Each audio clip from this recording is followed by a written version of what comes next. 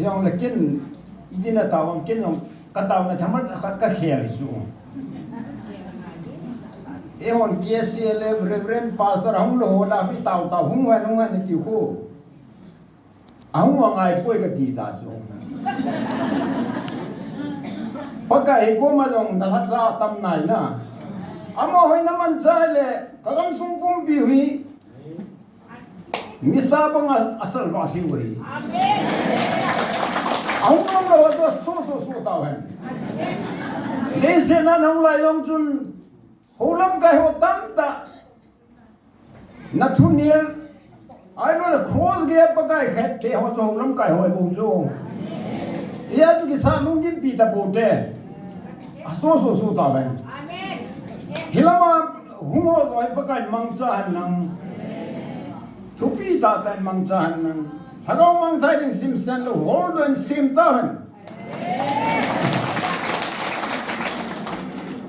chulen ni na gam tum ding tao po de ti chu ati pun a ta wai tao lo di wei he je gam tum chi mu lo wa len ei mu to ko wa chu me le te to ko ni ki sa diu pakai patenen ei ki tho pi je wa chu khat le mi thi ji he ai wang a chu khat le ni thi an nang la so ta ki sa lo le tam ta thi lo di chu ya chu ga ba be chen de gam tum wa ni mu hu ten chu le he chwa hu ing na se di ho chu se di ho tu nya hum na so pyo na de oi pathin mang cha ta kati chule zo wa thim kidang ta khat ke ninga ka phot sin na khat pakai pathin thu phun chu nagal te wong chu ka cha te thu he ti chu hiong le na oi kanam lan nahi ve ti chu le se chu nam lan ki ti pasaron se thin den ko ham pathin nam lan chu muki te kaleng tai ti lu chu pathin nam lan te chu ham Israel te chu la Israel ma mang te manase hi ve ka ti le ne thi mi wa thua se chu la kanam lan nei ve ati le manase cha te nei ve ti nei chu la ita ko nga ki pa mi tham na lung lu tan ngai le chun pakai pathin tu sei hom chat chani bu chu gam ta ho sei je ya chu gami mu loi na di ven ta hu di ven ama wang pathin mi he tia tu chan ge ya hung lu nom lo wa chu so ta wa hi ko ma hong ki khom pathin la cha ho evangelist pastor an lang e ko ma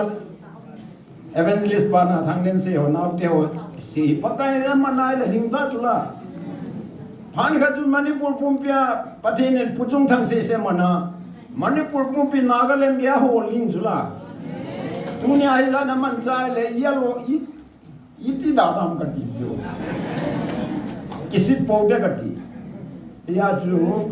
pakai pathin than tum te hiu de lo na chu kile sa de wang chu hai pon ai wa ki pa biu pakai thang ba diu chu ti a chu pakai pathin ye wa dinga hi thil bol thil am lo de azo ka se banga cha pam la mai reverend pastor ka he ho la ta asan lu yong le chu ti tan te pakai ji su khang a jong chu ta bong tho we hi jong la ma ho ta asan lu mena chu pakai chu na bol din chu bol dam a bol thong we dunia reverend pastor ko ta bong ta ka ti chu a so ki so ha ahung da lu chu ti han pakai pathin ngai lu na nei te en e vi lu han lang lagaw mang thai ngai lua reverend pastor ho hi ko mang ki ho mo hi pakai pathin mang chan ni nu te ho naw te ho pakai pathin mang chan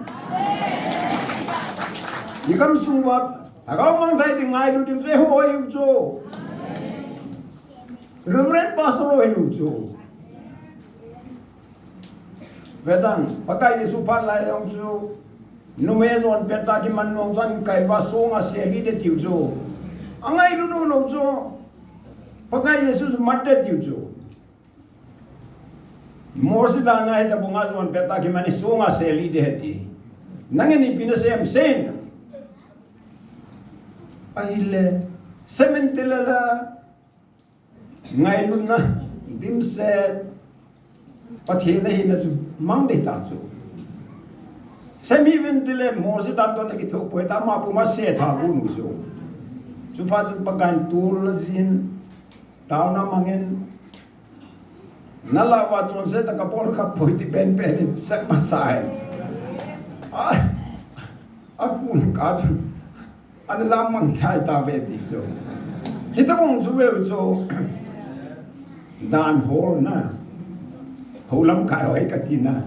ti ai ti hem ti wa pastor dong lun chu pa nga cha thang ma ama hong ai lo bung chuang ka sei go ni chu ama hong lo lai ja chu ka nga ai chu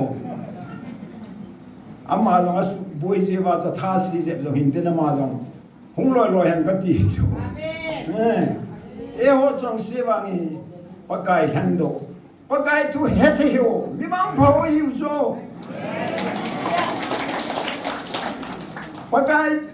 hung lai ya pa kai he ho chu mi bang pha pa kai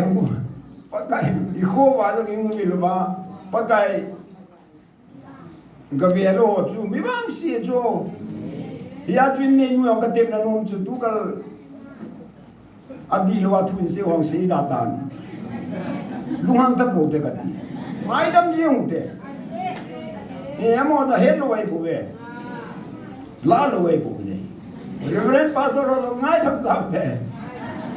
pagan tu ne amo e mang chao han le ni lat pi ni pi bol do da di wong